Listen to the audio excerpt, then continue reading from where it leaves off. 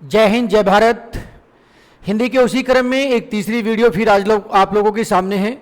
और ये जो वीडियो आज आप लोगों के सामने है, इसमें सबसे महत्वपूर्ण बात यह है कि जितने भी एग्जामिनेशंस आप लोगों के आने वाले हैं वो बिहार पुलिस दरोगा के हों या आपके जो है बीपीएससी के हों, उसमें ये जो अध्याय है जिसका नाम है आपका समास, क्या नाम है?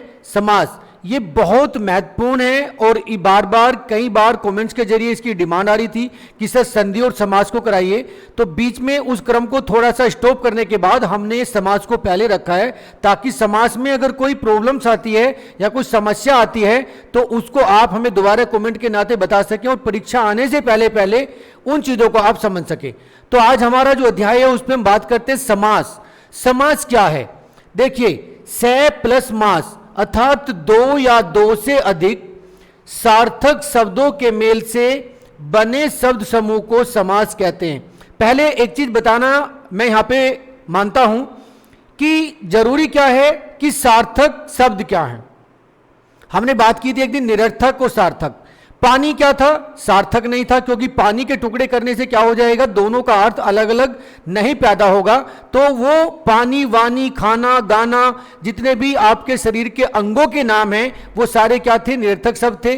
और सार्थक शब्द वे शब्द हैं जिनके टुकड़े करने के बाद, आपस में तोड़ने के बाद, जिनको उनका अर्थ बाकी रह जाए, उनका अर्थ अलग अलग होने के बाद भी ना बदले, वो क्या कहलाएगा? आपका समास कहलाएगा। दोबारा बताते हैं, शब्द के विच्छेदन के बाद भी अगर उनके विच्छेदित किए हुए भागों का अर्थ अलग अलग रहे तो वह क्या कहलाएगा? समास। देखिए, सम माने पास, सम माने पास, और आस माने रखना, जिनको हम पास पास रख सकते हैं, अलग अलग अर्थों का होने के बाद भी हम क्या है, उनको पास पास रख सकते हैं, वो क्या कहलाएगा? आपका समास। अर्थात मेल या संक्षेपीकरण करना भी समास कहलाता है। क्या कहलाएगा? उनको एक साथ मिलाना और उनको अलग अलग करना भी क्या कहलाएगा? समास कहलाएगा। आगे देखिए, अगर हम बात करते हैं परिभाषा की, तो समास की परिभाषा क्या है? दो या दो से अधिक शब्दों, पदों को मिलाकर उनके बीच आने वाले विभक्ति चिन्हों को छोड़कर नया शब्द बनाने की प्रक्रिया को समास कहते हैं। देखिए, जैसे जब हम कोई चीज को बोलते हैं, हमने भी बात करी कि ऐसे शब्द जिनको अलग अलग करने के बाद में अर्थ पैदा हो और उनके बीच की विभक्ति जो उन दोनों शब्दों को जोड़े हुए, माता और पिता, तो माता और पिता को जोड़ने वाला शब्द क्या है? और। क्या है? और, ये वाला। तो अभी इसको जब हम हटा देंगे, हटाने के बाद जो माता और पिता बचेगा वो क्या बच जाएगा? आपका समास बच जाएगा। यह इसकी परिभाषा है। अर्थात विभक्ति चिन्ह जो है वो क्या हो जाएगा? आपका खत्म हो जाएगा और उसका क्या हो जाएगा? संक्षेपीकरण हो जाएगा। शब्द का जो विस्तारीकरण है वो क्या हो जाएगा? कम हो जाएगा। समझ आया? आगे देखिए, अभी क्या है? समास की विशेषताएं। समास की, बेटा बुलाना एक बार। समास की विशेषताएं। अभी समास की विशेषताएं क्या है? समास में कम से कम दो पदों का योग होता है। क्या होता है समास में? समास में सबसे जरूरी चीज क्या है कि कोई भी समास जो भी आपके सामने होगा उसमें क्या होगा? दो पदों का योग होगा। हमने आपको एक बहुत छोटी सी चीज बताई थी कि हमारे हिंदी व्याकरण को हमने कितने भागों में बांटा हुआ है? भूल जाते हैं आप लोग, पढ़ाई नहीं होगा आप लोगों ने। हमने कई बार डिस्कस किया कि हिंदी व्याकरण को कितने भागों में विभाजित किया गया है। हमने सबसे पहले बात करी थी वर्ण। क्या था पहला? वर्ण। फिर क्या था? शब्द। तीसरा क्या था? पद। और फिर क्या था? वाक्य। तो हमने बताया था आप लोगों को कि वर्णों के मेल से क्या बनेगा? आपका शब्द बनेगा। शब्दों के मेल से क्या बनेगा? पद बनेगा। और पदों के मेल से क्या बनेगा? वाक्य बनेगा। तो व्याकरण के चार भेद बताए थे। उन्हीं चारों भेदों में से आज जो तीसरे नंबर का भेद है हम उसकी चर्चा कर रहे हैं। उसके ऊपर विस्तृत जानकारी दे रहे हैं कि जहां पे शब्दों से बने हुए पदों का योग हो, किसका? दो पदों का योग हो, वह क्या कहलाएगा? समास कहलाएगा। अर्थात बिना दो पदों के योग वाला कोई भी ऐसा शब्द समास नहीं होगा। याद रहेगा? आगे देखिए, दूसरा क्या था? समास के भेद। समास के भेद क्या है? अर्थात समास कितने प्रकार का है, उसमें किस किस तरह का कौन कौन सी चीजें हैं, वो सारी चीज किस में आ जाती है, भेद में आ जाती है। देखिए पहले क्या है, पूर्व पद प्रधान। अगर आपसे एक, मैं प्रश्न इसको अध्याय को बताने से पहले एक प्रश्न करना चाहता हूं। अगर आपसे आपकी किसी भी परीक्षा में यह प्रश्न आता है कि समास कितने प्रकार के हैं, और नीचे उसने ऑप्शन दिया है 3, 4, 2 और 8, तो आपका ऑप्शन क्या होगा, 4। अगर 4 और 6 एक साथ दिया हुआ है, उसने 4 भी दिया है और 6 भी दिया है, तो उत्तर क्या होगा आपका, फिर सही होगा। और अगर उसने 6 नहीं दिया है, पूछा है, अगर उसने 6 संख्या नहीं दी है और पूछा है 4 उसमें संख्या है, तो आपको समास कितने बताने हैं, 4 बताने हैं। क्योंकि व्याकरण की दृष्टि से समास कितने प्रकार के होते हैं, 4 प्रकार के हैं। और पहला प्रकार क्या है, पूर्व पद प्रधान, अर्थात वह समास जिसका पहला पद, अर्थात पद का मतलब है जो पहले शब्द हैं, जो पहले शब्द है, 2 शब्दों के जोड़ने से एक पद बना, तो पहला जो शब्द है वो क्या होगा, उसका पूर्व पद प्रधान होगा। वो कौन सा समास है, आपका अवयवी भाव समास है, जिसमें पूर्व पद प्रधान है और ये लिंग वचन कारक की साथ में परिवर्तित नहीं होता है। अर्थात अवयवी भाव समास कभी भी लिंग वचन कारक के साथ में परिवर्तित नहीं होगा और पूर्व पद प्रधान होगा इसका, अर्थात इसमें पहला पद जो होगा वो क्या होगा, मुख्य होगा, अर्थात वो संज्ञा या सरनाम होगा। दूसरा, उत्तर पद प्रधान, उत्तर मंद दूसरे वाला पद, दूसरे वाला पद प्रधान होगा। अर्थात अगर हमने लिखा माता और पिता, माता और पिता एग्जाम्पल दे रहे हैं, ये सही नहीं है, माता और पिता, तो ये हमारा क्या है, पूर्व पद, ये क्या है हमारा, उत्तर पद। पूर्व पद ये है, उत्तर पद ये है। तो ये जो हमारा माता है ये क्या होगा आपका, पूर्व पद प्रधान होगा, किसमें, अव्यय भाव में। और उत्तर पद प्रधान जो है ये वाला जो किसमें होगा, ये आपका किसमें होगा, आपके तत्पुरुष समास में होगा, आपके द्विगु समास में होगा और आपके कर्मधारय समास में होगा।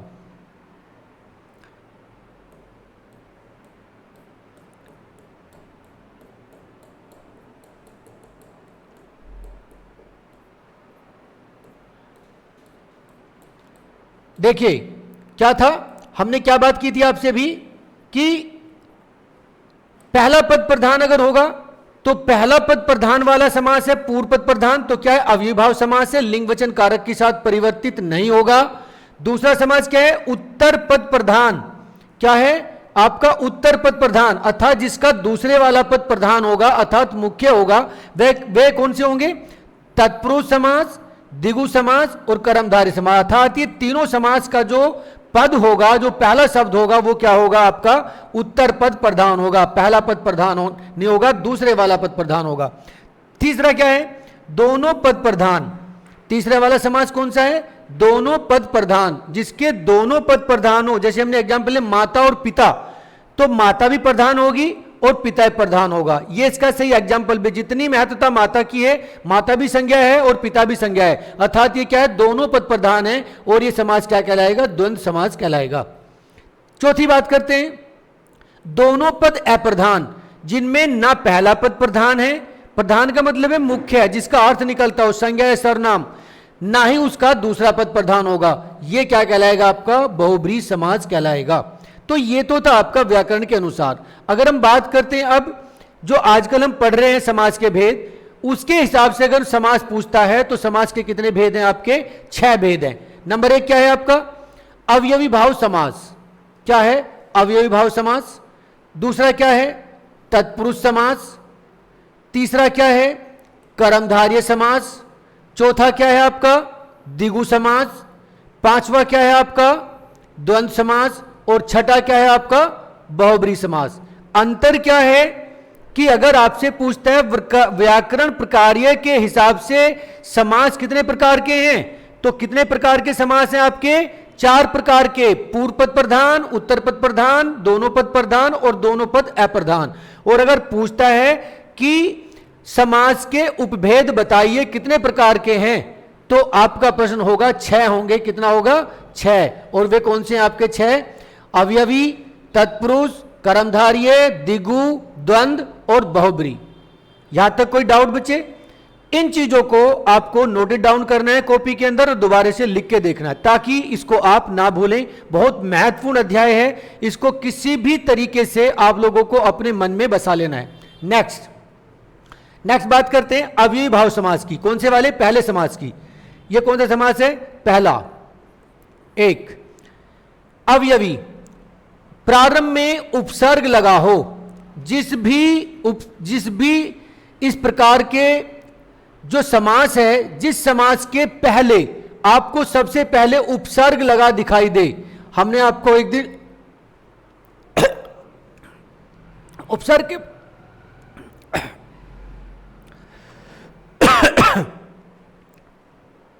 हमने बात की थी एक दिन आपको उपसर्ग के बारे में, सॉरी। तो उपसर्ग में क्या था कि जहां पे भी जिस भी शब्द के अंदर आपको उपसर्ग लगा दिखाई दे, कैसे?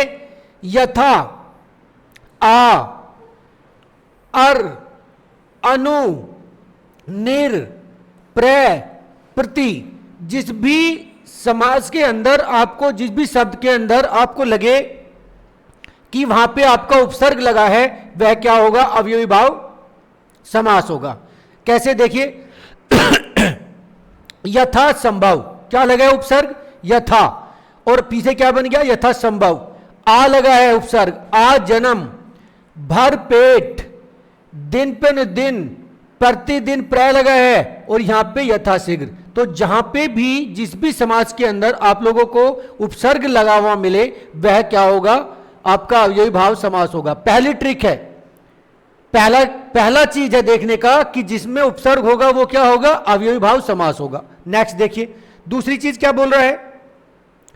जहां पे शब्दों की आवर्ती 2 बार प्रयोग होने पर भी क्या होगा? अवयवी समास होगा। जिन शब्दों के अंदर, जिस भी पदों के अंदर आपको लगता है कि शब्दों की आवर्ती मीन्स पुकारा जाना, जहां पे 2 बार हो रही है, जिन भी शब्दों के अंदर, जिन भी शब्दों की आवर्ती 2 बार हो रही है, वे भी क्या होंगे? अवयवी भाव समास होंगे। कैसे होंगे? धीरे धीरे। धीरे धीरे क्या है? एक शब्द को 2 बार रिपीट किया गया, 2 बार पुकारा गया है, आवर्ती बनाई गई है। पहले पहल, धड़ाधड़, एकाएक और सरासर। जहां पे इस प्रकार के शब्द दिखाई देते हैं आपको लगता है कि मेरे इन शब्दों में आवर्ती है, अथा आवर्ती का मतलब होता है 2 बार आ करना, 2 बार, 3 बार, 4 बार रिपीटेशन। तो वो आपके क्या होंगे? अवयवी भाव समास होंगे। आंख बंद करके उसको अवयवी भाव समास करना है। एकाएक, धीरे धीरे, सटासट, पहले पहल, धड़ाधड़, एकाएक, ये सब क्या है? आपके अवयवी भाव समास होंगे। नेक्स्ट देखिए, तीसरी ट्रिक क्या है? पहला हमेशा अवयव ना होकर प्राय संज्ञा होता है। अर्थात अवयवी भाव में सबसे पहले जरूरी क्या होता है कि जो पहला पद होता है वो क्या होता है? आपका संज्ञा होगा। जैसे हम सफर, प्रति माह, दिनों दिन, बातों बात। यह भी आपका पहचानने का तीसरा तरीका है कि जिन शब्दों के अंदर पहला अवयव ना होके हमेशा संज्ञा हो, वो भी क्या होगा? आपका अवयवी भाव समास होगा। चौथे नंबर पे देखिए क्या कहना चाह रहे हैं हम लोग। सार्थक निरर्थक शब्दों में अवयवी भाव समास होता है, और इसको मैं यहां पे खास लिख रहा हूं। इसको अगर आप भूले तो मुझे बहुत गुस्सा आएगा। यह बिल्कुल नहीं छोड़ना है, यह बिल्कुल महत्वपूर्ण है, और इसके बारे में दोबारा से मैं लिख देता हूं, खास है, और यह 5 बार खास है। यह पक्का देखना है। जहां पे भी निरर्थक शब्द, अभी हमने बात करी थी किसकी? सार्थक शब्दों की। अब क्या है? निरर्थक शब्दों की। जितने भी निरर्थक शब्द हैं, जो भी आपकी हिंदी व्याकरण से कंसर्न निरर्थक शब्द आ रहे हैं, वो सारे क्या हैं? आपके अवयवी समास है। जैसे पानी वानी, सड़क वड़क, मिठाई विठाई, सोना वोना, चाय वाई। जैसे अरे मेहमान आए हैं, पानी वानी लाओ, ये क्या शब्द है? पानी वानी। दूसरा क्या है? सड़क वड़क। अरे सड़क वड़क देख लो किधर से जाना है, रास्ता भूल गए। तीसरी चीज, जाओ मिठाई विठाई ले आओ। मिठाई के साथ एक शब्द और जोड़ दिया। मिठाई क्या है? सार्थक है, और विठाई क्या है? निरर्थक है। तो सार्थक के साथ निरर्थक जोड़ के बना दिया। सोना सार्थक है, वोना अलग से लगा दिया। सोना वोना खरीद लो, सस्ता हो रहा है। तीसरी चीज, चाय वाई। आप चाय वाई पीकर आए हो? नहीं, चाय पीकर आए, वाई नहीं पी के आए। तो ये भी शब्द आपके क्या होंगे? अवयवी भाव समास होंगे। ये इस तरह के शब्द आपकी परीक्षा में जरूर जरूर रखे मिलने चाहिए, और मैं भगवान से प्रार्थना करूंगा कि आपको ऐसे शब्द मिले जो मैं पढ़ा चुका हूं, ताकि आप लोगों को एहसास हो कि काश हम पढ़े होते, मगर काश ऐसा ना हो। हमेशा आपकी हर चीज अच्छी होगी, यह मेरी प्रार्थना ईश्वर से। ओके, आगे देखिए फिर क्या है? पर्यायवाची शब्द। पर्यायवाची शब्दों में समान अर्थ देने वाले हमेशा क्या होंगे, जितने भी पर्यायवाची शब्द हैं उनमें अगर समान अर्थ देने वाले शब्द आ जाते हैं या पद आ जाते हैं, वो भी आपके क्या होंगे, आपके अवयवी भाव समास होंगे। अभी हम सिर्फ अवयवी भाव के पहचानने की बता रहे, क्योंकि अवयवी भाव एक बड़ा समास है। देखिए, पर्यायवाची शब्दों का समान अर्थ देने वाले, पूजा पाठ, पूजा करना भी भक्ति करना है और पाठ करना भी भक्ति करना है। पंडित जी आए, ओम त्र्यंबकम यजामहे सुगंधिं पुष्टिवर्धनम उर्वारुकम वंदनान् मृत्योर्मुक्षयमामृतात् ओम स्वाहा, 201 रुपए दे दो, वो भी पूजा है। एक आदमी चुपचाप बैठ के माला लेके भजन कर रहा है, वो भी पूजा करना है। तो पूजा और पाठ दोनों क्या है, एक शब्द हैं, ठीक है। दूसरा, कुशल मंगल, कुशल मंगल, कुशल से हो, मंगल में हो, दोनों का शब्द का अर्थ एक है। सीधा साधा, यह बहुत सीधा है, बहुत सीधा साधा है। यह क्या है, सीधा का मतलब है सीधा, साधा का मतलब है सुधार के बनाया गया, साधा। इसी तरह मेल मिलाप और खान पान, इस प्रकार के शब्द जहां आपको दिखाई दें वहां पे आपको छोड़ के नहीं आना है। 101% इसको अपनी परीक्षा पुस्तक में 2 नंबर का लिख के आना है। नेक्स्ट देखिए आगे, अवयवी भाव समास में 6 नंबर पे क्या है, अवयवी भाव समास में लिंग वचन कारक पुरुष आदि की दृष्टि से परिवर्तन नहीं होता है। मैं फिर बता देना चाहता हूं कि अवयवी भाव समास ये एक ऐसा समास है जिसमें लिंग, वचन और कारक पुरुष की वजह से कोई भी परिवर्तन नहीं होगा। वो जैसा होगा वैसा ही होगा। वो शब्द इस प्रकार का बना होगा कि उसमें ना तो आप परिवर्तन कर सकते हो, ना लिंग के हिसाब से, ना कारक के, और ना ही वचनों के हिसाब से परिवर्तन नहीं होगा। वह जैसा था ऐसा का ऐसा ही रहेगा। आगे देखते हैं, अब किसकी बात करते हैं, तत्पुरुष समास की। और इस तत्पुरुष समास को अभी सुनने से पहले आसपास की जितनी चीजें वो बंद कर देना, क्योंकि तत्पुरुष समास से ज्यादा भी नहीं है तो आपके 6 प्रश्न आपकी परीक्षा में रखे हुए मिलेंगे। और वो कैसे मिलेंगे, क्योंकि तत्पुरुष समास जिस डिटेल में मैंने आज आप लोगों के सामने रखा है वो आपको इस तरह पढ़ना कि आप आज पढ़ो और कल अपने बच्चों को पढ़ाओ और आपके बच्चे आपके बच्चों को पढ़ाएं, क्योंकि इसमें वो चीजें इस्तेमाल करी हैं जो आप लोगों को कभी भी तत्पुरुष समास को भूलने नहीं देगा। देखिए क्या है, क्या है तत्पुरुष समास। विग्रह करने पर कारक चिन्ह का लोप हो जाता है। पहली ट्रिक क्या है, पहला फार्मूला क्या है इसका, कि विग्रह करने पर अर्थात तोड़ने पर, क्या करने पर, तोड़ने पर या फैलाने पर क्या हो जाता है, कारक चिन्ह का क्या हो जाता है, लोप हो जाता है। लोप का मतलब है छुप जाता है, हट जाता है। दूसरी चीज जैसे का, की, को, के, लिए, से, पर, से, ये सारे शब्द जो भी आपके पदों को जोड़े हुए हैं कारक चिन्ह, वे क्या हो जाएंगे, जब आपका ये समास तत्पुरुष होगा बना ये आप लोग, वो क्या हो जाएगा, हट जाएगा, उसका लोप हो जाएगा। दूसरी चीज क्या है, कारक की सभी विभक्तियां, कारक की सभी विभक्तियों का लोप होगा। जिन शब्दों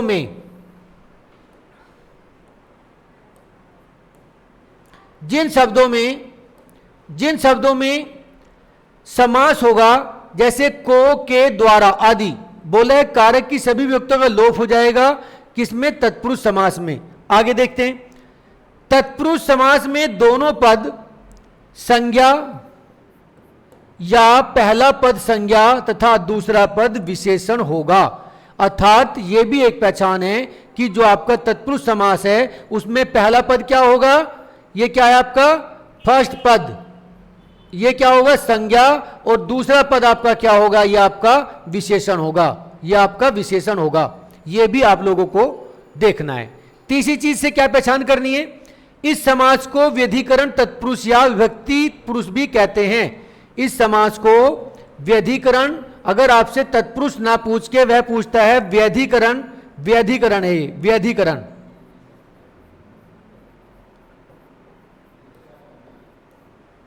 व्यधिकरण, व्यधिकरण का मतलब है तत्पर होना, जमे रहना, एक साथ दिखाई देना। व्यधिकरण तत्पुरुष या विभक्ति पुरुष भी कहा जाता है। तो आपको ये गलती नहीं करना कि ये कौन सा समास पूछा है, ये ही तत्पुरुष का दूसरा नाम है व्यधिकरण समास। आगे देखिए, अभी तत्पुरुष की हमने जान पहचाना कैसे पहचानी कि पहले हमने क्या किया, उसमें लोप होगा, किसका, विभक्तियों का। दूसरे में क्या होगा, पहला पद संज्ञा होगा, दूसरा पद विशेषण होगा। तीसरा क्या किया हमने कि इसको हम व्यधिकरण या विभक्ति पुरुष समास भी पुकारेंगे। अभी क्या है, तत्पुरुष समास के जो भेद हैं वो कितने हैं, तत्पुरुष समास के 6 भेद हैं। कितने भेद हैं, 6 भेद हैं, 6 भेद हैं। अगर आपसे यह भी प्रश्न करता है कि बताइए हिंदी व्याकरण में तत्पुरुष समास के कितने भेद हैं, तो आपको बोलना है कितने हैं, 6 भेद हैं। कितने, 6। अब ये 6 भेद जो हैं इनको आपको ध्यान से सुनना है, इनसे बहुत अच्छे वाले प्रश्न आपकी परीक्षा में आने वाले हैं और पूछे जाने वाले हैं। पहला क्या है, कर्म तत्पुरुष। पहला क्या है, कर्म। पूर्व पद में विभक्ति का, पूर्व पद में अभी आपने देखा होगा जब आपने कारक पढ़ेंगे, कर्ता ने कर्म को करण से, ये पढ़ा है, तो वही इसमें आ रहा है। देखिए पूर्व पद में विभक्ति को, किसका, को, कौन सी विभक्ति है, को का लोप हो जाता है। अर्थात जो पहला है कर्म तत्पुरुष है, उसमें को जो विभक्ति है, कर्म को, कर्ता ने कर्म को, ये क्या है, लोप हो जाएगा, अर्थात ये खत्म हो जाएगा, ये मिट जाएगा। कैसे मिट जाएगा, यश प्राप्त। इसका उत्तर क्या होगा, यश को प्राप्त। अगर हम इसका विग्रह करेंगे तो कैसे बनेगा, यश को प्राप्त। हमने क्या हटा दिया, इसमें से को हटा दिया है। क्या हटा दिया, यहां से को हटा दिया है। सर्व प्रिय, सबको प्रिय, सारु को प्रिय, सारों को प्रिय। ज्ञान प्राप्त, ज्ञान को प्राप्त। ग्रामगत, ग्राम को गत। गुरु नमन, गुरु को नमन। और नगर गमन, नगर को गमन। तो इसमें से हमने क्या किया है कि इनके बीच से हमने सबके को विभक्ति को हटा दिया है, और जिन शब्दों के बीच में को विभक्ति ना हो और उनका इस प्रकार से आपको शब्द परीक्षा में दे, तो आपके लिए बिल्कुल यह जानना जरूरी है कि वह तत्पुरुष का क्या होगा, कर्म तत्पुरुष होगा। क्या होगा, कर्म तत्पुरुष होगा। तत्पुरुष का पहला पाठ होगा कर्म तत्पुरुष, जिसके अंदर को विभक्ति का लोप होगा। याद रहेगा, यहां पे दोबारा रिपीट कर रहे हैं, कर्म तत्पुरुष कितने भागों में बांटा है, 6 भागों में। पहला क्या है, कर्म तत्पुरुष, को विभक्ति का लोप हो जाएगा। उदाहरण है, यश को प्राप्त, सब को प्यारा, ज्ञान को प्राप्त, ग्राम को गत, गुरु को नमन। ये याद रखना है। इन शब्दों को मैं एग्जाम्पल के तौर पे दे रहा हूं ताकि इनकी सहायता से आप बाकी जो आपकी पुस्तिका है उसमें देख के आप आगे का अध्ययन कर सके। आगे देखिए, करण तत्पुरुष। अब क्या था, कर्ता ने कर्म को करण से, क्या था, अब क्या इसमें से और के। अब जो विभक्ति है वो कौन सी हो जाएगी इसमें से, करण तत्पुरुष में कौन सी, से और के तत्पुरी का क्या हो जाएगा, लोप हो जाएगा। क्या हो जाएगा, लोप हो जाएगा, ये खत्म हो जाएगी। कैसे हो जाएगी, देखिए, शोकाकुल, शोक से आकुल। शोकाकुल के बीच में क्या शब्द लगा था, शोक से आकुल। निराला रचित, क्या है, निराला के द्वारा रचित। क्या आ जाएगा यहां पे, निराला के द्वारा रचित। अभी इसमें क्या है, लोप हो गया है। यहां पे क्या है, निराला रचित कर दिया, तो हमने क्या कर दिया, के द्वारा का हमने लोप कर दिया है। तो ये आपका क्या है, कर्म तत्पुरुष है। तुलसी कृत, तुलसी के द्वारा कृत। काम चोर, काम से चोरी करने वाला। शिक्षक दत्त, शिक्षक से, शिक्षक के द्वारा दत्त, शिक्षक के द्वारा शिक्षा दे जाने वाला। क्या है, शिक्षक दत्त। और आपका रोग मुक्त, रोग से मुक्ति पाने वाला। तो मैं कह सकता हूं कि इसमें आपको बहुत सारी चीजें ऐसी नहीं हैं कि जो आपके दिमाग के अंदर ना जाए।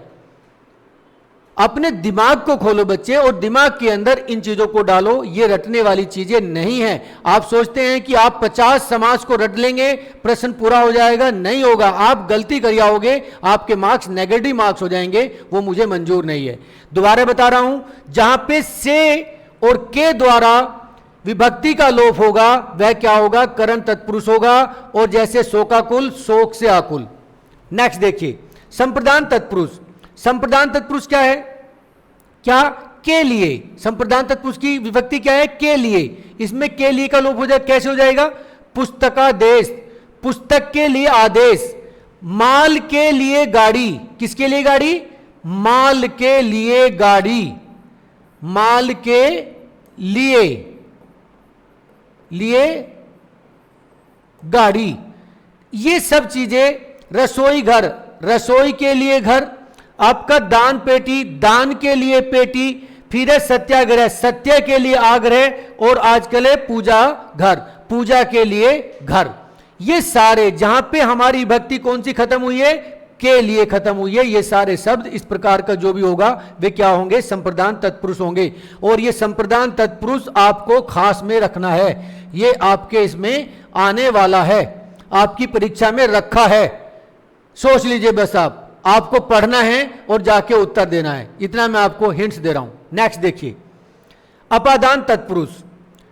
अपादान क्या है, जहां पे से विभक्ति का लोप हो जाए, अपादान से। जैसे देश निकाला, क्या हो जाएगा अभी आप ही बताइए, देश निकाला क्या है विभक्ति, देश से निकाला गया। दूसरा क्या है, जीवन मुक्त, अब क्या है, जीवन से मुक्त, आशातीत, आशा से अतीत, धनहीन, धन से भूल गए, धन से हीन। ये शब्द आप खुद बना के देखें, ये बहुत इंपॉर्टेंट है, इनको आप रटे ना समझे। तो यहां पे से विभक्ति का लोप हुआ है, किसमें, अपादान में। अगर आपसे पूछ लेता है कि बताइए आशातीत में कौन सा समास है, तो आपको बोलना है अपादान तत्पुरुष है, और इसमें इसका जो विग्रह करने के लिए बोलता है, अगर वो ऐसे लिख देता है आशा के प्रति तीत, आशातीत, या लिख देता है जीवन मुक्त, जीवन से मुक्त का आप समास बनाइए, तो आप क्या लिखेंगे, जीवन मुक्त बना देंगे, उसमें से हटा देंगे। और आपसे अगर पूछता है कौन सा समास है, तो आप क्या लिखेंगे, अपादान तत्पुरुष है, किसका, तत्पुरुष का एक भाग है। ये छोटी छोटी चीजें भाई, इनको तो याद करने की जरूरत ही नहीं है, इनको तो एक बार अगर वीडियो में आपने देख लिया, दिमाग में आ गया, खत्म। अपने सामने वाले को वो खाना बना रहा है, उसको सुनाना शुरू कर दो, सुन रहे हम आपको अपादान सुनाते हैं, फिर संबंध सुनाते हैं, ये सारी चीजें उसको गाना शुरू कर दो। रास्ते में जा रहे हो तब याद रखो अपादान क्या था, तत्पुरुष क्या था, अधिकरण क्या था, लैट्रिन में बैठे हो तब याद करो। सबसे ज्यादा अच्छी चीज कहां है, सबसे पिक आवर आपके पास आधे घंटे का, वो उसने बैठ के आप ये सारी की सारी चीजें याद कर सकते हो। आगे देखिए क्या है, संबंध तत्पुरुष। संबंध तत्पुरुष का मतलब में से क्या हो जाएगा, का, की, के, ये विभक्तियां का लोप हो जाएगा, ये सारी क्या हो जाएंगी, हट जाएंगी। कैसे हट जाएंगी, देव आल्य, देव का आल्य अर्थात भगवान का घर, नरेश बाला, नरेश की बाला, किसकी बाला, नरेश की बाला, यहां पे की हटा दिया, अब ये क्या बन गई, नरेश बाला बन गई। और ये यहां पे आ जाना था, अगर नरेश बाला का विभक्ति विग्रह करेंगे तो क्या बन जाएगी, नरेश की बाला बनेगी। आज्ञा अनुसार, आज्ञा के अनुसार, क्या आना था, के आना था, आज्ञा के अनुसार, प्रसंग के अनुसार, और वित्त की हानि, वित्त की हानि। इन शब्दों में कहां प्रॉब्लम आ रही है, कहां समस्या आ रही है, मुझे नहीं लगता है। समस्या सिर्फ इतनी है कि आप लोग वीडियो तब देखते हो जब आप लोग कोई तीसरा काम भी कर रहे होते हो, तो आपका दिमाग इस पे नहीं होता। अर्थात अगर आप एक बार भी इस सारे कॉन्सेप्ट को देख लोगे तो मुझे नहीं लगता कि दोबारा से आपको समाज के कोई भी पेज खोल के पढ़ने की जरूरत होगी। आगे बढ़ते हैं, अधिकरण तत्पुरुष। क्या है अधिकरण तत्पुरुष, देखिए इसमें क्या है, पर और मैं विभक्ति का लोप हो जाएगा, दोनों का पर और मैं ऊपर नीचे लिखिए का लोप हो जाएगा। कैसे, घुड़सवार, घोड़े पर सवार, क्या आएगा, घुड़सवार में घोड़े पर सवार, सवार किस पे होगा, घुड़ पे नहीं होगा। फिर जब खोलोगे तो क्या लिखना पड़ेगा, घोड़े पर सवार। भूमि में गत, भूमि में दबा दिया गया, भूमि गत हो गया। ज्ञानवीर, ज्ञान में वीर। ग्रामवासी, ग्राम में वासी या ग्राम में वास करने वाला या ज्ञानियों का वीर। पुरवासी, इसीलिए पुर में वास करने वाला।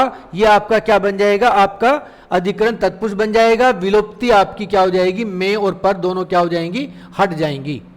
नेक्स्ट देखिए, अभी ये जो पार्ट में अभी नीचे लाया हूं, ये अधिकतर शिक्षक क्या करते हैं, जो हिंदी पढ़ाते हैं वो इसको छोड़ देते हैं और एक शब्द आपको बोलते हैं, नहीं इसमें कुछ नहीं है, इसमें से कभी आया नहीं प्रश्न। नहीं भाई, इसी में से प्रश्न आना है।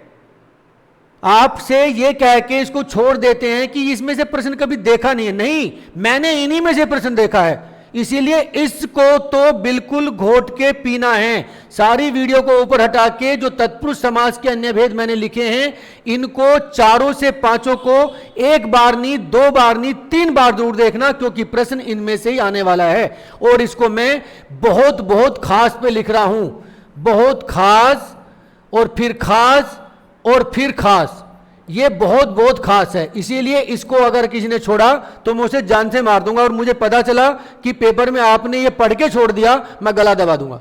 ओके, देखिए क्या है। पहली चीज क्या है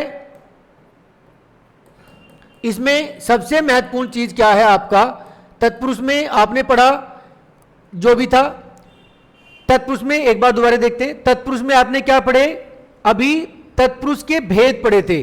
तत्पुरुष के भेद कितने थे, 6 प्रकार के थे। कौन कौन से थे, एक बार यहां रिपीट करें तो आपको पता चले। क्या था आपका, पहले कर्म तत्पुरुष था, दूसरा करण था, तीसरा संप्रदान था, चौथा अपादान था, संबंध तत्पुरुष था, अधिकरण था, और अभी हम बात करते हैं तत्पुरुष समाज के अन्य भेदों की। और ये तत्पुरुष समाज का अन्य भेद है, ये बेटा लोग अगर आपने छोड़ा तो बहुत गलत हो जाएगा, क्योंकि ये बहुत महत्वपूर्ण है।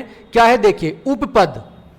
पहला क्या है इसमें, उपपद, यानी कि पद के ऊपर पद, अर्थात पद से साथ में मिला हुआ एक दूसरा पद। क्या होता है, किसी धातु में या क्रिया में प्रत्यय लगाकर सामासिक पद बनता है तो उसे उपपद कहते हैं। जैसे अगर हमारा कोई भी क्या है, हमारा कोई भी अगर सामासिक पद है और उसके अंदर अगर हम प्रत्यय लगा दें, अभी यह पूछना पड़ेगा मुझे कि प्रत्यय शब्द के आगे लगता है पीछे लगता है। अभी तो आधे फिर कंफ्यूज हो गए, सर पीछे लगता है, नहीं सर आगे लगता है। तो आधे घंटे में ये आपका डिसाइड होगा कहां लगता है प्रत्यय, पीछे लगता है, और उपसर्ग कहां लगता है, आगे लगता है। याद रहे। तो क्या था जैसे, तो उसे क्या कहेंगे, उपपद कहेंगे। अर्थात अगर आपसे पूछता है दिवाकर, इसमें क्या है आपका, उपसर्ग लगा है। विशेषता क्या है, उपसर्ग लगा है। लेख्य यह प्रत्यय लगा है। तो जहां पे प्रत्यय लगाने के बाद क्या है, लेखक, लेखनी, लेखनीय, क्या है, समाज, समाज की है। इस प्रकार जहां पे प्रत्यय लगाने के बाद शब्द को बदला जा सके, एक पद को दूसरे पद में बदल जाए प्रत्यय लगाने के बाद, उसको आप क्या कहलाएंगे, उपपद कहलाएंगे। आपको सिर्फ यह देखना है कि शब्द के अंत में या पद के अंत में प्रत्यय तो नहीं लगा है। अगर कहीं लिखा है आपका सौंदर्य, सौंदर्यात्मक अगर लिख दिया तो वो क्या बन जाएगा, उसमें प्रत्यय लगाने के बाद शब्द चेंज नहीं होना चाहिए। अगर वो बदल गया है तो वो क्या कहलाएगा, आपका उपपद कहलाएगा। दूसरा देखिए, नण पद, नण, नण क्या है, नण ये अणे है, जो आपका अणे होता है नय, अनन पद। जिस समास का पहला पद नकारात्मक या भावात्मक अभावात्मक हो वह नण समास होता है। कैसा होता है वे, कैसा होता है, नकारात्मक होता है। कैसे, अभी हमने देखा, आपको एक दिन हमने पढ़ाए थे क्या, उपसर्ग पढ़ाए थे, उर्दू के उपसर्ग पढ़ाए थे उनमें। तो जहां पे आपने लगा दिया अन, देखा था पहले से, शब्द क्या था, देखा, और आपने उसके आगे क्या लगा दिया, अन। अब ये क्या हो गया, अनदेखा हो गया। अर्थात आपका जब विलोम शब्द आप बनाओगे तब आपका विलोम शब्द में भी ये चीजें कामयाब होंगी। अगर देखा है, देखा का उल्टा लिखना है तो क्या बन जाएगा, अन लगा के क्या बन जाएगा, जब मैं विलोम शब्द पढ़ाऊंगा बताऊंगा तो ये क्या बन जाएगा, अनदेखा बन जाएगा। लायक शब्द है, लायक शब्द में क्या बना दिया आपने, ना लगा दिया, उल्टा क्या बन गया, नालायक बन गया। नी क्या था, रोग था, आपने नी क्या उपसर्ग लगा दिया, अब क्या बन गया, ये निरोग बन गया। आपका अन लगा दिया, अनजाना बन गया। जहां पे आपका उपसर्ग लगाने के बाद में शब्द या पद बदल जाए वह क्या होगा, आपका नन समास होगा। नकारात्मक शब्द की, नकारात्मक जो भी आपका उपसर्ग है अगर वो किसी भी शब्द के आगे आ जाता है, जैसे ए हो गया, न हो गया, ना हो गया, नी हो गया, निर हो गया। कैसे, अनजाना, ये क्या है, इसमें क्या बना सकते हैं, नलायक, नलायक क्या बन जाएगा, नलायक। इसको क्या बना सकते हैं हम लोग, नालायक बन जाएगा। निरोग, निर्गुण, निर्गुण और निष्दिन। तो जहां पे इस प्रकार के उपसर्ग लगे होंगे जिस शब्द में, वो आपका क्या होगा, नन समास होगा। और ये बहुत खास है, इसमें से प्रश्न रखा हुआ मिलना ही चाहिए, क्योंकि ये प्रश्न हर बार इसमें से पूछा गया है। आगे देखिए, प्रादि समास कितना खास है, बहुत बहुत खास है। प्रादि समास आपसे पूछ लेगा कि बताइए प्रकोष्ठ में कौन सा समास है, और आप देखेंगे हमें तो पढ़ाया ही नहीं, मास्टर जी बोले थे इसमें तो आता ही नहीं है। और आप इसको क्या लिख के आ जाएंगे, आप इसको क्या लिखेंगे यहां पे, आप इसको सिर्फ तत्पुरुष समास लिख देंगे। वो आपसे पूछेगा बताइए प्रकोष्ठ में तत्पुरुष समास का कौन सा भेद है, तो आपका कौन सा भेद है, प्रादि तत्पुरुष समास है। क्या है, प्रादि तत्पुरुष समास का भेद है। जैसे इसकी विशेषता क्या है, जिस समास का पूर्व पद में प्रय, मैंने बताया था एक प्रय आदि उपसर्गों में से कोई भी आए वह प्रादि उपसर्ग प्रादि तत्पुरुष कहलाता है। जैसे प्राचार्य, प्रकोष्ठ, आचार्य, रे आ गया, कृत्य, प्रबंध। या हम सीधी सी भाषा में एक चीज कह सकते हैं कि जिन भी शब्दों के अंदर वही कौन से वाले, तत्सम वाले, तत्सम वाले ट्रिक पा जाते हैं। कौन से, ट्रक वाला रे, कार्य वाला रे और प्रय वाला रे, ये जिसमें भी आ जाएंगे वे आपके क्या होंगे, प्रादि समास होंगे। जिनमें भी ये रे आ जाएगा, ये रे आ जाएगा या ये रे आ जाएगा, वे शब्द क्या होंगे, आपके प्रादि समास होंगे। तत्पुरुष समास का तीसरे नंबर का भेद प्रादि समास है जो आएगा। आगे बढ़ते हैं, देखिए अलूक तत्पुरुष क्या है, अलूक, ये आपके जब पीडीएफ में देख सकते हो उसको, अलूक तत्पुरुष। अलूक तत्पुरुष जिस समास का पहला पद विभक्ति सहित रहता है, जिस समास का पहला पद विभक्ति की साथ में रहता है, वो क्या कहलाता है, आपका अलूक तत्पुरुष कहलाता है। जैसे मानसिक और युधिष्ठिर, इस टाइप के शब्द इसमें आएंगे। तीसरा फिर क्या है लास्ट में, मध्य पद लोपी, मध्य पद लोपी, यह भी खास है। जिस तत्पुरुष समास में दोनों पदों के बीच कुछ शब्द हों एवं समास करते समय उनका लोप हो जाए, वह क्या कहलाएगा, पदलोपी। अर्थात पद माने जो बीच में शब्द हैं उनका लोप हो जाना क्या कहेगा, पदलोपी। जैसे दही बड़ा क्या है, दही बड़ा, क्या छुपा है इसमें, दही में डूबा हुआ बड़ा, क्या है, दही में डूबा हुआ बड़ा। तो बीच में डूबा हुआ क्या है, निकल गया, आपने निकाल दिया, उसका लोप कर दिया, क्या बना दिया, शॉर्टकट दही बड़ा बना दीजिए। अरे कहा हलाइए दही बड़ा। तीसरा क्या, लिट्टी चोखा, लिट्टी और चोखा, आपने क्या निकाल दिया, और निकाल दिया, इसमें से बीच में से क्या निकाल दिया, निकाल दिया, ये क्या बन गया, लिट्टी चोखा। पानी पूड़ी, क्या बना दिया, पानी पूड़ी, मुंह में पानी आ गया होगा लड़कियों के, तो पानी पूड़ी, वाव। तो पानी पूड़ी भी क्या है, पानी में भीगी हुई पूड़ी, क्या है, या पानी से भरी हुई पूड़ी। तो से भरी हुई आपने निकाल दिया, बच क्या गई आपकी, शॉर्टकट आपने क्या बनाया जाए समास, पानी पूड़ी। जो इस प्रकार के शब्द हैं उनको बोलोगे मध्य पद लोपी, अर्थात मध्य में जो शब्द थे उनका लोप हो गया है और अब जा सिर्फ ये बचा है, पानी पूड़ी और लिट्टी चोखा और दही बड़ा। अब तीनों में से क्या चीज खाना है वो डिपेंड करता है आपके परीक्षा में और आपके परीक्षा के रिजल्ट के ऊपर। आगे बढ़ते हैं, मयूर विसंकादी, मयूर विसंकादी का है जिस तत्पुरुष समास में दोनों पद विग्रह करने पर आपस में बदल जाते हैं वह मयूरावंशकादी समास होता है। जैसे देशांतर, समानांतर, इस शब्द के जो आएंगे, देखिए देशांतर का मतलब क्या है, दो शब्दों को मिलाकर बना गया, मगर इसका मतलब क्या है, अंतर और अन्य देश। अंतर अलग है और देश, देशांतर को मिलाकर अलग अलग करोगे विग्रह तो क्या बने, अंतर या अन्य देश। समानांतर का समान या अपने जैसा, अर्थात जहां पे विग्रह करने पे उनका मतलब चेंज हो जाए, अर्थ बदल जाए, वो क्या कहलाएगा आपका मयूरवंशकादी। मयूरवंशकादी तत्पुरुष समास का एक भेद है, इसमें से प्रश्न आ सकता है। अभी तक मैंने कोई प्रश्न देखा नहीं है कि इसमें से कोई प्रश्न आया हो। तीसरे नंबर पे देखते हैं कर्मधारय समास। यह आपका तत्पुरुष समास समाप्त हो गया है। तत्पुरुष समास को ध्यान करके मैं दोबारा रिपीट कर रहा हूं कि दोबारा से जरूर देखें। तत्पुरुष समास से हमेशा हमेशा और हर परीक्षा के अंदर प्रश्न आया है, इसलिए गलती ना करें। नेक्स्ट देखिए, अब क्या है कर्मधारय समास। कर्म का मतलब भेदक, क्रिया माने धार्य। जो कर्म की भेदक क्रिया को धारण करे वो क्या कहलाता है? कर्मधारय कहलाता है, धारण करने वाला। अर्थात भेदक क्रिया को धारण करने वाला क्या कहलाता है? आपका कर्मधारय कहलाता है। यह समास संज्ञा की विशेषता बताता है। अर्थात जो भी आपके पद में संज्ञा है उसकी विशेषता कौन बताएगा? आपका कर्मधारय समास बताएगा। कौन बताएगा? कर्मधारय समास। इस समास में पूर्व पद एवं उत्तर पद दोनों विशेषण और विशेष्य होते हैं। अर्थात या तो पहला पद विशेषण होगा या दूसरा पद विशेष्य होगा। आपको इससे पहले जो एक वीडियो मिली होगी उसमें हमने इसके बारे में बताया है कि विशेषण क्या है और विशेष्य क्या है।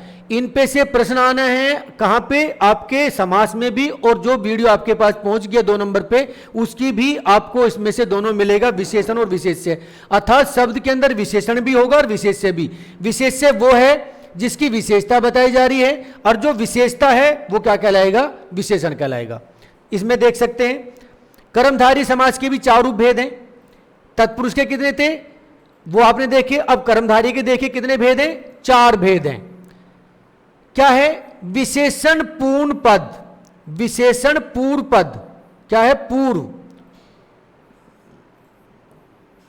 विशेषण पूर्व पद अर्थात विशेषण से आने वाला शब्द क्या है? जिसमें पूर्व पद विशेषण हो, अर्थात जिस भी इस प्रकार के समास में जिसमें जो पहला पद है वो क्या हो? विशेषण हो। विशेषण क्या करता है? किसकी विशेषता बताता है? अरे बोलो भाई, किसकी? संज्ञा की विशेषता बताता है। तो क्या है इसमें? क्या दिया? नील गाय। तो गाय कैसी है? नीली है। तो नील क्या हुआ? आपका विशेषण हुआ, और गाय क्या हुई? विशेष्य हुआ। ये मैंने खोल के लिखा है यहां पे कि नील गाय में नील क्या है? विशेषण है, और आपकी गाय क्या है? अर्थात गाय की विशेषता बता रहा है विशेषण नील, और गाय क्या है? विशेष्य है। नीला गगन, परमेश्वर, पीताम्बर, शुभागमन इसके उदाहरण होंगे। इनको आपको देखना है, बहुत ज्यादा डीप में मैं अब नहीं बताऊंगा। नेक्स्ट देखिए, विशेष्य पूर्ण पद। पहले क्या था? विशेषण पूर्ण, जिसमें विशेष्य पहले हो, जिस समास पद का पूर्व पद विशेष्य हो। क्या हो? विशेष्य हो। विशेष्य उसमें क्या था? गाय थी। तो गाय क्या थी? गाय से पहले क्या? जैसे कुमार श्रवण, क्या कर दिया? अभी विशेष्य को क्या कर लिया? इसमें पहले ले लिया। मोदी राज, मोदी क्या है? विशेष्य है। राज क्या है? आपका विशेषण है। राम क्या थे? विशेष्य है। राज क्या था? विशेषण है। इस प्रकार के शब्द अगर आपसे आते हैं, और ये आपका मैं यहां पे खास कह सकता हूं इसको, क्योंकि इससे पिछले बार भी कई बार बिहार की परीक्षाओं में, उत्तर प्रदेश की परीक्षाओं में 2 से 3 प्रश्न आए हैं जो आप लोगों ने बिल्कुल गलत किए होंगे, क्योंकि आप लोग इन चीजों को नहीं देखते हैं, और ये चीजें कुछ जो अध्यापक हैं वो छोड़ देते हैं कि ये नहीं आता है। बट इनमें से प्रश्न पक्का पूछा जाता है, क्योंकि प्रश्न आपका वहीं से पूछा जाएगा जहां से आप पढ़ना बंद कर दोगे। आप सुन पा रहे हैं? नेक्स्ट, विशेषणों में पद हो सकता है आ जाए, बट मैंने देखा नहीं अभी तक। जिस प्रकार के समास दोनों पद विशेषण हो, जिसमें दोनों पद विशेषण हो, कैसे? नीलप्रीत, शीतोष्ण, ऊंच नीच। जहां पे इस प्रकार के शब्द हो, दोनों में विशेषण हो, नीला पीला, शीत गरम, ऊंचा नीचा, जहां पे दोनों ही विशेषण है, इस प्रकार के शब्द क्या कहें? विशेषणों में पद। विशेषण के साथ मिले हुए पद विशेषणों में पद क्या कहलाएंगे? विशेषणों में पद कहलाएंगे। क्या है? विशेष्यों में पद, जिनमें विशेष्य हो। कैसे? जिस समास में दोनों पद विशेष्य हो। आम वृक्ष, आम भी क्या है? संज्ञा है, वृक्ष भी संज्ञा है, आंगन भी संज्ञा है, वाड़ी भी संज्ञा है, पूड़ी भी संज्ञा है, कचौड़ी भी संज्ञा है। तो भाई जिसमें दोनों के दोनों शब्द एक ही हों और एक ही तरह के बने हो, संज्ञा हो या सर्वनाम हो, तो वो क्या हो जाएगा? आपका विशेष्यों में पद कहलाएगा। और इसको आप एक बार देख सकते हैं, क्योंकि इससे प्रश्न आने की आशंका है। क्या है? आशंका है। इसमें से कुछ टाइम पहले आपसे प्रश्न पूछा गया था पूछा नहीं गया। अब की बार हो सकता है कोई मेरे जैसा अध्यापक बैठा हो और लगे कि आपको 50,000 में से छांटना है, तो मैं इसमें से कुछ प्रश्न रख देता हूं ताकि इसमें से 2,000 इसी प्रश्न पे निकल जाएं। तो इसलिए इसको दोबारा से देख लेना है, याद करके देख लेना है। आगे देखें, अब बात करते हैं द्विगु समास की। 4 नंबर पे द्विगु समास है। द्विगु का अर्थ है जोड़ा या समूह। जिस समास में समूह की जानकारी हो उसे द्विगु समास कहते हैं। द्विगु, दी, जहां पे दी में वै लग रहा है उसका मतलब है दुगना, और जहां पे गा हो द्विगु माने दुगना, दोबारा, दो जैसा। देखिए द्विगु समास के कितने भेद हैं? द्विगु समास के भी 2 भेद हैं, समाहार द्विगु और सत्यात्मक द्विगु।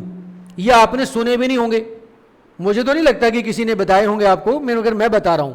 द्विगु समास के कितने भेद हैं? 2 भेद हैं। पहला क्या? समाहार द्विगु और सत्यात्मक द्विगु। समाहार द्विगु बहुत खास है, याद रहे, समाहार द्विगु से प्रश्न आने वाला है। दोबारा बता रहा हूं, इसको याद करके वीडियो को खोल के इसको अपनी उत्तर पुस्तिका में लिख के याद करना है, बिल्कुल भी गलती ना करें। समाहार द्विगु क्या है?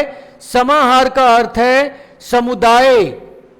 समुदाय क्या है? समुदाय। जैसे इकट्ठा, आपसे प्रश्न करेगा बताइए इकट्ठा शब्द में कौन सा समास का कौन सा भेद है, तो आपको बोलना होगा द्विगु समास का समाहार द्विगु है।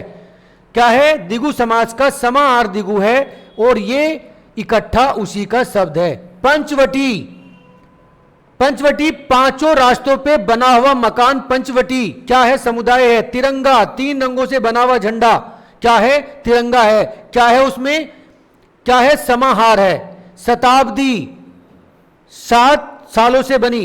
पंचामृत 5 चीजों से बना हुआ अमृत। सप्त सिंधु अर्थात जो 7 नदियों का एक समूह हो। इस प्रकार का शब्द आपकी परीक्षा में आपको रखा हुआ मिलेगा, बिल्कुल गलती नहीं करना है। कहीं भी अगर आपने गलती करी तो बस देख लेना। आगे देखते हैं, ये बहुत खास है, मैं फिर बता रहा हूं कि इसको आपको जरूर देखना है। द्विगु समास में समाहार द्विगु को पक्का से देख लेना है याद करके। दूसरा क्या है? सत्यात्मक द्विगु। जिस समास में पद के पहले संख्या का ज्ञान हो वह उत्तर पद द्विगु या संख्यात्मक द्विगु होता है, उसको उत्तरापद या द्विगु या सत्यात्मक द्विगु कहते हैं। बहुत बहुत बहुत खास है भाई, पहले से भी खास है। ठीक है, फिर मैं बोलूंगा बेटा देख लेना, फिर बोलोगे हमको काहे बेटा बोल दिया, तो बेटा नहीं, बच्चों, छात्रों, जो भी हो, छात्रा, छतरानियों, जो भी है, आप लोगों को दोबारा बताया जा रहा है कि इन दोनों को देखना है। किसको देखना है? आपको समाहार द्विगु को देखना है, और सत्यात्मक द्विगु से एक एक प्रश्न आपकी परीक्षा में मिलने वाला है। कैसे? आपसे पूछेगा बताइए चौराहा शब्द में कौन सा समास है। आप लिख देंगे क्या? आपसे पूछेंगे बताइए चौराहा शब्द में द्विगु समास का कौन सा उपभेद है। आपने द्विगु समास तो पढ़ा है, पर भाई आपने ये तो पढ़ा ही नहीं सत्यात्मक द्विगु। तो ये सत्यात्मक द्विगु का पाठ है जिसमें आपके क्या दिखाता है? आपकी संख्याओं का ज्ञान कराता है। पहला जो वर्ण है आपका संख्याओं का ज्ञान दिखाता है। जैसे चौराहा, चौ माने चारों का, राहा माने रास्ता, त्रिभुज, त्रि माने बटा हुआ, 3 तरह बटा हुआ, भुज माने एक आकृति वाला। आप नवग्रह, नव माने 9 का, ग्रह माने घरा, जहां पे 9 ग्रह वास करती हो वो नवग्रह। त्रिलोक अर्थात जो तीनों लोकों में वास करता हो क्या है? त्रिलोक। चौमासा, चौमासा अर्थात जो चारों मास में आए वो क्या है? चौमासा। पंजाब नदियों का समूह और त्रिकाल, इस शब्द इस प्रकार का आपसे 100% पूछ लेगा। फिर आप बोलोगे हमको नहीं पढ़ाया, इसीलिए मैं ये चीजें लेके आया हूं। और ये जो चीजें आज यहां पे आप लोगों को बताई जा रही है ये ढूंढने से आपको नहीं मिलेंगी। जो लोग बड़े बड़े दावे करते हैं हम हिंदी के ज्ञाता हैं, वो इनको नहीं तलाशते, क्योंकि प्रश्न इनसे आता है और वो सिर्फ आपको 100 ट्रिक पढ़ाते हैं। क्या पढ़ाते हैं? 100 ट्रिक। 3 लाइन में समास खत्म, 3 लाइन में संज्ञा खत्म। तो ये जो अगर 3 लाइन की ट्रिक में अगर ये समास और संधि कोई पढ़ाता है तो वो ना पढ़े, अपना डाटा खराब ना करे। उस डाटे से अच्छा है आप कानों के बंद करके अपनी किताब को पढ़ लें। जो भी उत्तर पुस्तिका आपके पास है किसी भी अध्यापक की बनी हुई है, वो ऐसे जो भ्रष्टात्मक लोग आपको भड़का रहे हैं उन पे ना जाएं। जो यहां पे खोल के पढ़ा जा रहा है उस वीडियो को ध्यान से देखें, यह मेरा आग्रह है आप लोगों से। नेक्स्ट, द्वंद्व समास। द्वंद्व का मतलब क्या है? जहां पे आपस में एक साथ मिला जा रहा हो, दोनों, यदि दोनों पदों के बीच योजक चिन्ह लगा हो और विग्रह करने पर या और आए, वह द्वंद्व समास होता है। दोबारा सुने, बहुत ध्यान से दोबारा सुने, क्या बोला है मैंने? यदि दोनों पदों के बीच में योजक चिन्ह क्या है? जैसे मैंने पहले ही बताया था एक एग्जांपल में, माता और इसके बीच में क्या आ रहा? पिता। जहां पे भी आपको इस प्रकार का योजक चिन्ह मिले, जब हम आपको चिन्हों के बारे में बताएंगे तब जानकारी देंगे, अगर इस प्रकार का योजक चिन्ह आपको मिले तो आंख बंद करके वह क्या है? आपका द्वंद्व समास होगा। उसको आपको द्वंद्व समास करना है। क्यों? क्योंकि इसमें से दो चीजें हट जाती हैं, या और। कैसे? नदी, नाले। तो भाई आप खुद देख सकते हैं इसमें से क्या शब्द गायब है? नदी और नाले। क्या शब्द निकल गया इसमें से? और शब्द निकल गया। नदी और नाले के बीच में क्या शब्द था? एक और शब्द था, वो निकल गया है। नदी और नाले मैंने दिया भी यहां पे। हल, छल कपट। क्या है? छल कपट, छल और कपट। पाप और पुण्य, गाय और भैंस, मां और बाप, खरा और खोटा, खरा या खोटा, थोड़ा या बहुत। जहां पे इस प्रकार के शब्द हों वह आपका क्या होगा? द्वंद्व समास होगा। बिल्कुल गलती नहीं करना है, योजक चिन्ह को देखना है और यह देखना है कि जहां पे हमारे शब्दों के बीच में ये दोनों शब्द खपते हो, आते हो, या इनको रखा जा सकता हो, वह आपका क्या होगा? द्वंद्व समास होगा। याद रहेगा बच्चे? वीडियो थोड़ी लंबी है बट बहुत इंपॉर्टेंट है, छोड़ना मत। नेक्स्ट आगे देखिए, बहुब्रीहि समास। बहुब्रीहि समास क्या है? बहुब्रीहि समास में दोनों पद अप्रधान होते हैं। दोनों पद क्या होते हैं? अप्रधान होते हैं। दोनों की कोई महत्ता नहीं होती, दोनों बराबर होते हैं। जैसे अब इसकी ट्रिक्स क्या है? जब दो शब्द मिलकर किसी तीसरे शब्द का विशेषण बन जाए। एक तो तरीका यह है कि जब दो पद मिलके एक ऐसा शब्द बना दे जो विशेषण बन जाए, अलग ही उसकी विशेषता बन जाए, पहली ट्रिक। दूसरा क्या है? बहुब्रीहि समास में के सभी नाम, दोबारा देखें, बहुब्रीहि समास के सभी नाम अक्सर क्या होते हैं? देवी देवताओं के होते हैं। उदाहरण, लंबोदर, गजानन, मृत्युंजय, शूलपाणी, त्रिलोचन, शिवानंद, घनानंद, इस प्रकार के जितने नाम हैं वो सारे आपके क्या हैं? बहुब्रीहि समास का उदाहरण हैं। अब इसके भी कितने भेद हैं? इसके भी 4 भेद हैं। और ये 4 भेद खास हो सकते हैं, मगर इनमें से मैंने अभी तक कोई प्रश्न नहीं देखा है। सिर्फ एक मैंने देखा है इसमें से, किसका? व्याधिकरण में से देखा है। इसको मैं दोबारा से आपको बता देता हूं। देखिए, समान अधिकरण, जहां पे समानता प्रकट हो रही हो। कैसे? समस्त पद, कर्ता कारक दोनों। दत्त भोजन, भोजन को दत्त, क्या है? भोजन के प्रति दत्त। व्यधिकरण में क्या है? ये देखने वाली चीज, पूर्व पद कर्ता कारक, उत्तर पद संबंध कारक होगा। वीणा पानी, वीणा को धारण करने वाली पानी, या थे वीणा को धारण करने वाली देवी। तो वीणा का संबंध किससे है? देवी से है, अर्थात सरस्वती से है। तो यहां पे इसको आपको व्यधिकरण भूब्रीहि में देखना है कि अगर कहीं पे वीणा पानी शब्द आ जाता है तो, या इससे संबंधित जो शब्द आ जाते हैं वे क्या होंगे? आपके बहुब्रीहि समास के व्यधिकरण बहुब्रीहि होंगे। तुल्य योग्य है बहुब्रीहि, पहला पद सह होगा और दूसरा शब्द सह किस में बदल जाएगा? सह में बदल जाएगा। देखिए, पहला पद क्या होगा? किसमें? तुल्य में सह होगा, सह। मगर जब इसको शब्द में डालोगे तो क्या बन जाएगा? सह बन जाएगा। जैसे सबल, समर्थ और समान, संज्ञान, ये सारे सह लगने से बने। ज्ञान में सह लगा जाए संज्ञान हो गया, सह में, मर्थ में सह लगा जाए समर्थ हो गया। तो ये शब्द जो आपके सबल, समर्थ, ये सारे किससे बन जाएंगे? आपके तुल्य योग बहुब्रीहि से बनेंगे। व्यधि, व्यातिधर, बहुब्रीहि समास। घात, प्रतिघात बनाने वाले शब्द होते हैं, जैसे वाताबाती, रिश्तेदाती। कैसी? बाताबाती, मैं यहां लिख रहा हूं, बाताबाती। बाताबाती में लड़ पड़े, रिश्ते नाती में झगड़ा हो गया, इस टाइप के शब्द जाएंगे, वह आपका कहलाएगा व्याधिकरण बहुब्रीहि। ये आपका था बच्चे समास। और समास में मुझे नहीं लगता कि इससे ज्यादा खोल के पढ़ाने की आपको जरूरत थी। आप सारे ग्रेजुएट हैं। पहले जमाने में एक नियम था कि टाई बांधने का अधिकार उसका था जो बीए पास था। आज आप सारे बीए पास हैं, तो आप अधिकारी बनने जा रहे हो, आप एक ऐसे अधिकारी बनने जा रहे हो जिसके ऊपर जिम्मेदारियों का बहुत बड़ा बोझ होगा। और एक चीज और बहुत याद करके आप रखें कि चाहे वो उत्तर प्रदेश पुलिस हो, चाहे वो बिहार पुलिस हो, चाहे वो कोई भी पुलिस हो, राजस्थान पुलिस हो, जो अपने खास स्टेट्स हैं, उत्तराखंड पुलिस हो, उसमें 99% आपको सारा कार्य हिंदी में ही करना होगा। और जितने भी आपकी रिपोर्ट्स हैं वो सारी हिंदी में ही लिखी जाती हैं। अगर कोई प्रार्थना पत्र आपका अंग्रेजी में आ भी जाता है तो आपका काम होगा कि उस प्रार्थना पत्र को आप हिंदी में अनुवाद करने के बाद में ही स्वीकार करेंगे। यह कार्य किसका होगा? इंस्पेक्टर का होगा, आप दरोगा का होगा। तो मेन इंपॉर्टेंट यह है कि इसको पास करने का ना बनाएं कि बस पास कर लिया काम खत्म हो गया। हिंदी आपका पीछा छोड़ने वाली दरोगा बनने के बाद नहीं है। हिंदी की जरूरत आपको कब पड़ेगी? दरोगा बनने के बाद पड़ेगी। तो इसको आप नॉर्मल वे में ना लें, इसको आप अपने जीवन का एक हिस्सा बनाएं और उसी तरीके से पढ़ें। आप एक बार पुनरावृत्ति करते हैं समास की। समास क्या था? समास में पूर्व पद प्रधान कौन सा था? अव्ययी भाव समास था। दोनों पद प्रधान कौन से थे? द्वंद्व समास था। दोनों पद अप्रधान कौन सा था? बहुब्री समास था। और उत्तर पद प्रधान कौन से थे? तत्पुरुष समास था, द्विगु था और कर्मधारय समास था। यह था आपके समास। समास के साथ साथ में जो भी आगे वीडियो जारी है उसका कमेंट्स आप यहां पे एक बच्ची है उसके पास आप भेज सकते हो, फोन पे मुझे लिख सकते हो। संधि की जो बात आप लोग बार बार करते हैं, संधि में कुछ पढ़ाने के लिए नहीं है। आप डर रहे हैं संधि से। जिस तरह समास आपकी समझ में आओगे, संधि भी बहुत जल्दी से आपकी समझ में आ जाएगी।